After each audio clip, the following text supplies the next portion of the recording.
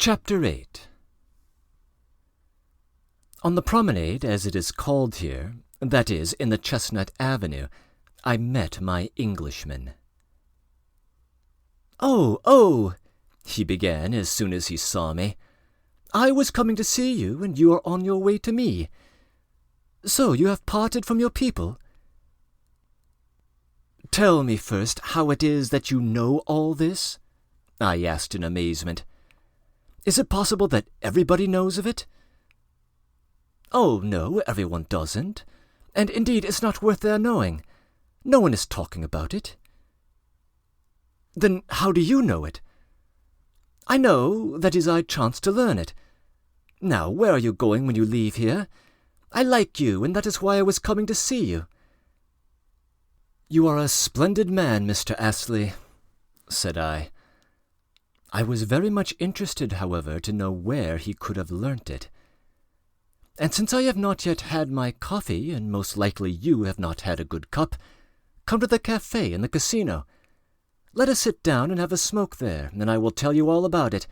And you tell me, too."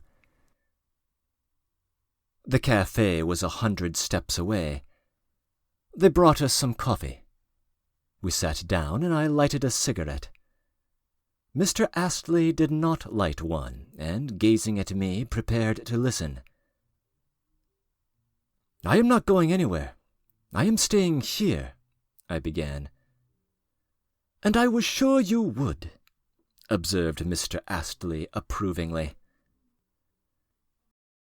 On my way to Mr. Astley, I had not meant to tell him anything of my love for Paulina, and in fact I expressly intended to say nothing to him about it. He was, besides, very reserved. From the first I noticed that Paulina had made a great impression upon him, but he never uttered her name. But, strange to say, now no sooner had he sat down and turned upon me his fixed pewtery eyes, than I felt, I don't know why, a desire to tell him everything, that is, all about my love in all its aspects.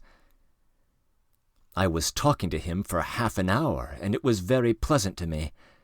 It was the first time I had talked of it. Noticing that at certain ardent sentences he was embarrassed, I purposely exaggerated my ardor. Only one thing I regret. I said perhaps more than I should about the Frenchman. Mr. Astley listened, sitting facing me without moving, looking straight into my eyes, not uttering a word, a sound. But when I spoke of the Frenchman, he suddenly pulled me up and asked me severely whether I had the right to refer to this circumstance which did not concern me. Mr. Astley always asked questions very strangely. "You are right, I am afraid not," I answered. "You can say nothing definite, nothing that is not supposition about that Marquis and Miss Paulina?" I was surprised again at such a point-blank question from a man so reserved as Mr. Astley. "No, nothing definite," I answered. "Of course not." "If so, you have done wrong, not only in speaking of it to me, but even in thinking of it yourself." Very good, I admit it. But that is not the point now," I interrupted, wondering at myself. At this point I told him the whole of yesterday's story in full detail. Paulina's prank, my adventure with the Baron, my dismissal, the General's extraordinary dismay, and finally I described in detail de Gru's visit that morning. Finally I showed him the note. "What do you deduce from all this?" I asked. "I came on purpose to find out what you think. For my part, I could kill that Frenchman, and perhaps I shall." "So could I," said Mr. Astley. "As regards Miss Paulina, you know, we may enter into relations even with people who are detestable to us if we are compelled by necessity. There may be relations of which you know nothing, depended upon outside circumstances. I think you may set your mind at rest, to some extent, of course. As for her action yesterday, it was strange, of course. Not that she wanted to get rid of you and expose you to the Baron's walking-stick. I don't understand why he did not use it, since he had it in his hands. But because such a prank is improper for such an exquisite young lady. Of course, she couldn't have expected that you would carry out her jesting wish so literally. "Do you know what?" I cried suddenly, looking intently at Mr. Astley. "It strikes me that you have heard about this already. Do you know from whom? From Miss Paulina herself." Mr. Astley looked at me with surprise. "Your eyes are sparkling, and I can read your suspicion in them," he said, regaining his former composure. "But you have no right whatever to express your suspicions. I cannot recognize the right, and I absolutely refuse to answer your question." "Enough, there's no need," I cried, strangely perturbed, and not knowing why it had come into my head. And when, where, and how could Mr. Astley have been chosen by Paulina to confide in? Though of late indeed I had to some extent lost sight of Mr. Astley, and Paulina was always an enigma to me. Such an enigma that now, for instance, after launching into an account of my passion to Mr. Astley, I was suddenly struck while I was speaking by the fact that there was scarcely anything positive and definite I could say about our relations.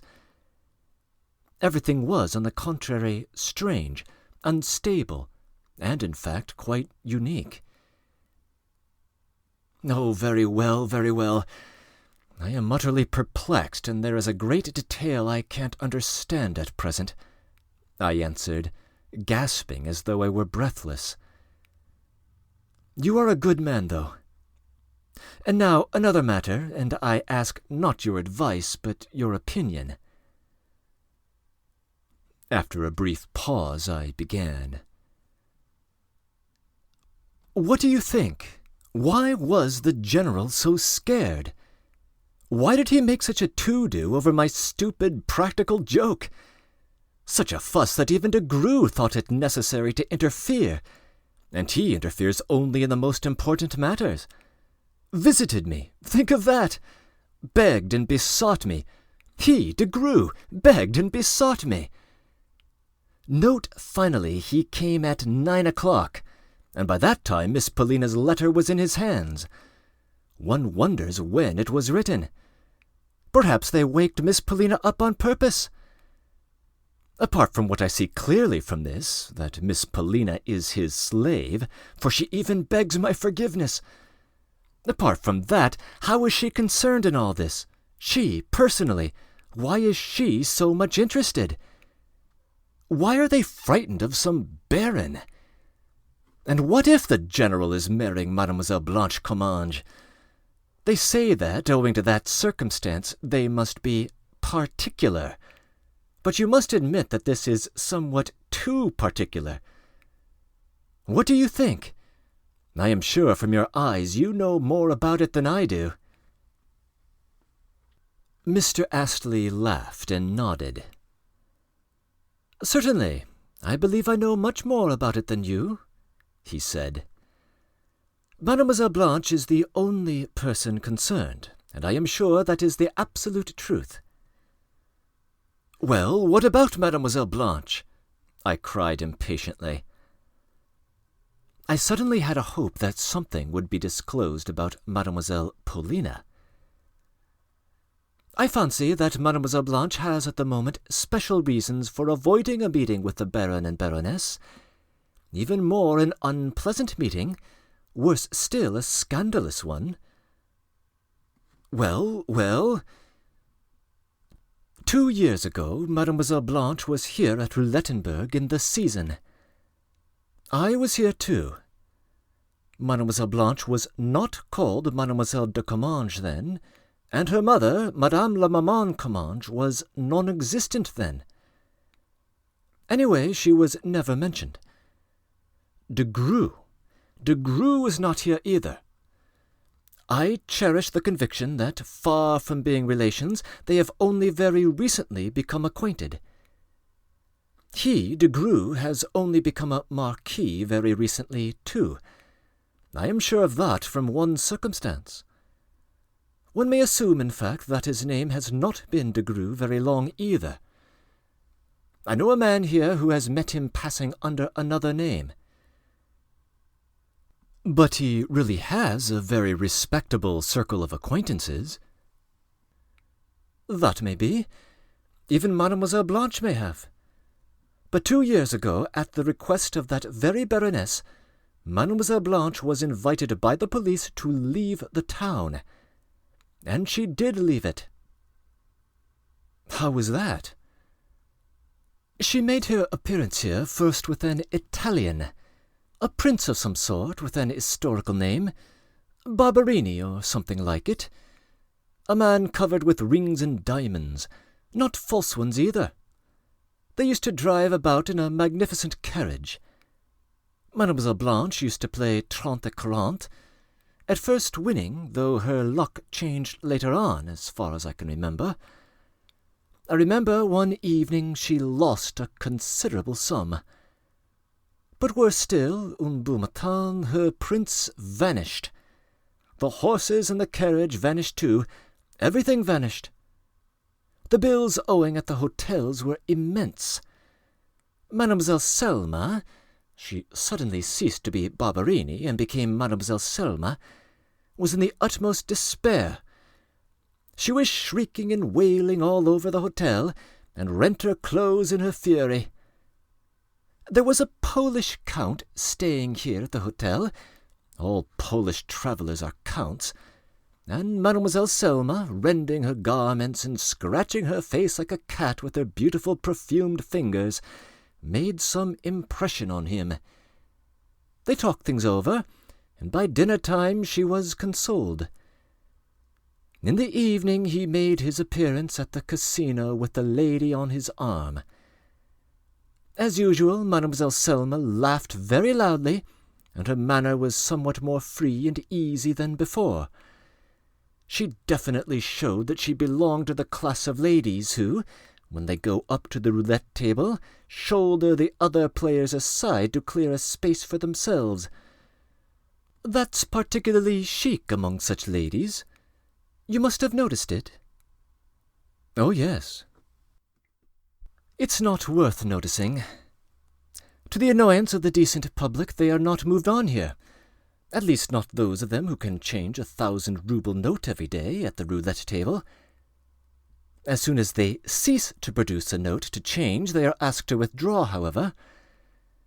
Mademoiselle Selma still went on changing notes, but her play became more unlucky than ever. Note that such ladies are very often lucky in their play. They have a wonderful self-control. However, my story is finished. One day the Count vanished just as the Prince had done. However, Mademoiselle Selma made her appearance at the roulette table alone. This time no one came forward to offer her his arm. In 2 days she had lost everything. After laying down her last louis d'or and losing it, she looked round, and saw close by her Baron Bermerhelm, who was scrutinizing her intently and with profound indignation. But Mademoiselle Selma, not noticing his indignation, accosted the Baron with that smile we all know so well, and asked him to put down 10 louis d'or on the red for her. In consequence of a complaint from the Baroness, she received that evening an invitation not to show herself at the casino again. If you are surprised at my knowing all these petty and extremely improper details, it is because I have heard them from Mr. Fider, one of my relations, who carried off Mademoiselle Selma in his carriage from Roulettenberg to Spa that very evening. Now remember, Mademoiselle Blanche wishes to become the General's wife. probably in order in future not to receive such invitations as that one from the police at the casino the year before last. Now she does not play, but that is because, as it seems, she has capital of her own, which she lends out at a percentage to gamblers here. That's a much safer speculation. I even suspect that the luckless general is in debt to her. Perhaps de Greux is too. Perhaps de Greux is associated with her. You will admit that, till the wedding at any rate, she can hardly be anxious to attract the attention of the Baron and Baroness in any way. In short, in her position, nothing could be more disadvantageous than a scandal. You are connected with their party, and your conduct might cause a scandal, especially as she appears in public every day, either arm in arm with the general or in company with Miss Paulina. Now do you understand? "No, I don't!" I cried, thumping the table so violently that the garçon ran up in alarm. "Tell me, Mr. Astley," I said furiously, "if you knew all this story, and therefore knew positively what Mademoiselle Blanche de Comminges is, why didn't you warn me at least, the general, or, most of all, Miss Paulina, who has shown herself here at the casino in public, arm in arm with Mademoiselle Blanche? Can such a thing be allowed?" "I had no reason to warn you, for you could have done nothing," Mr. Astley answered calmly. "Besides, warn them of what? The general knows about Mademoiselle Blanche perhaps more than I do, yet he still goes about with her and Miss Paulina. The general is an unlucky man.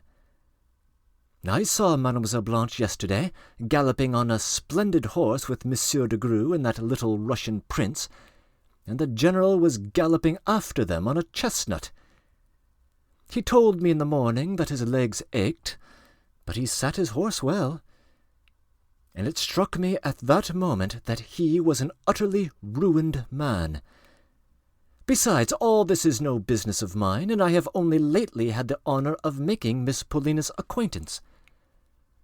However," Mr. Astley caught himself up, "I've told you already that I do not recognize your right to ask certain questions, though I have a genuine liking for you." "Enough," I said, getting up. "It is clear as daylight to me now that Miss Paulina knows all about Mademoiselle Blanche, but that she cannot part from her Frenchman, and so she brings herself to go about with Mademoiselle Blanche. Believe me, no other influence would compel her to go about with Mademoiselle Blanche and to beg me in her letter not to interfere with the Baron. Damn it all, there's no understanding it."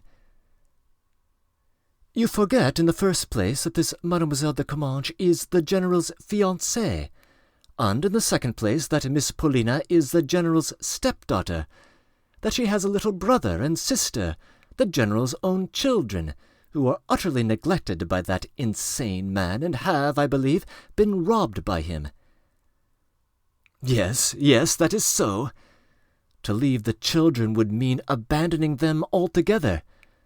To remain means protecting their interests and, perhaps, saving some fragments of their property. Yes, all that is true. But still...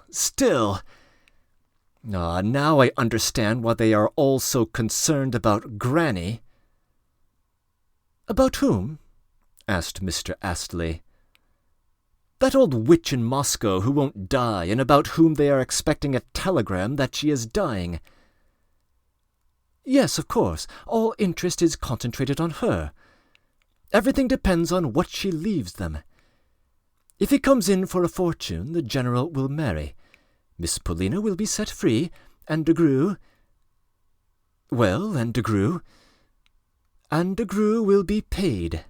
That is all he is waiting for here." "Is that all? Do you think that is all he's waiting for?" "I know nothing more." Mr. Astley was obstinately silent. "But I do, I repeated fiercely.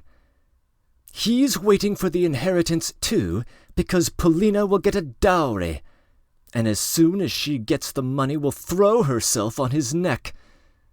All women are like that. Even the proudest of them turn into the meanest slaves. Paulina is only capable of loving passionately, nothing else. That's my opinion of her. Look at her, particularly when she is sitting alone, thinking. It's something predestined, doomed, fated. She is capable of all the horrors of life and passion. She... But who is that calling me?" I exclaimed suddenly. "Who is shouting? I heard someone shout in Russian, Alexey Ivanovitch. A woman's voice. Listen, listen."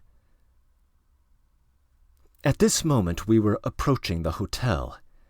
We had left the café long ago, almost without noticing it. "I did hear a woman calling, but I don't know who was being called. It is Russian." "Now I see where the shouts come from," said Mr. Astley. "It is that woman sitting in a big armchair who has just been carried up the steps by so many flunkies. They are carrying trunks after her, so the train must have just come in." "But why is she calling me? She is shouting again. Look, she is waving to us." "I see she is waving," said Mr. Astley. "Alexey Ivanovitch! Alexey Ivanovitch! Mercy on us, what a dolt he is!" came desperate shouts from the hotel steps. We almost ran to the entrance. I ran up the steps and... my hands dropped at my sides with amazement, and my feet seemed rooted to the ground.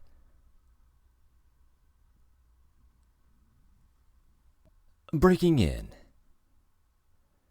This is a good time to check in with a quick statement on our plot situation as it currently stands, especially given Mr. Astley's very helpful revelations in this chapter.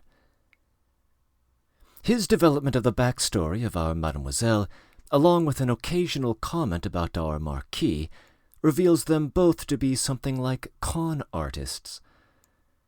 De Greux is apparently not really a Marquis, nor even named de Greux, although he does have connections and wealth. Mademoiselle Blanche, similarly, is not really named de Comminges, and her elderly companion is not really her mother. Blanche appears to make her bread and cheese through the erotic arts. It would be too much to call her a high-priced prostitute. She has great ambitions, after all, and she has business dealings on the side. But her exploitation of rich men puts her roughly in that same genus, but with greater promise of upward mobility. Having fallen afoul of Baron Bermerhelm before, she naturally does not want to attract his ire again during her current stay in Roulettenberg. At any rate, not before making her big score. That score is, of course, the besotted general himself. The man is entirely in the power of both of these figures. He is financially indebted to de Greux and emotionally entangled with Blanche.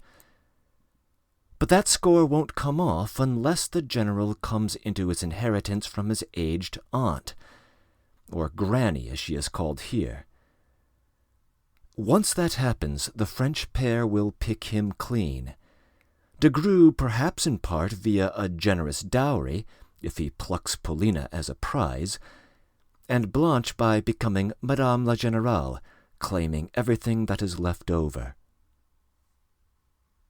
That leaves the mystery of Paulina.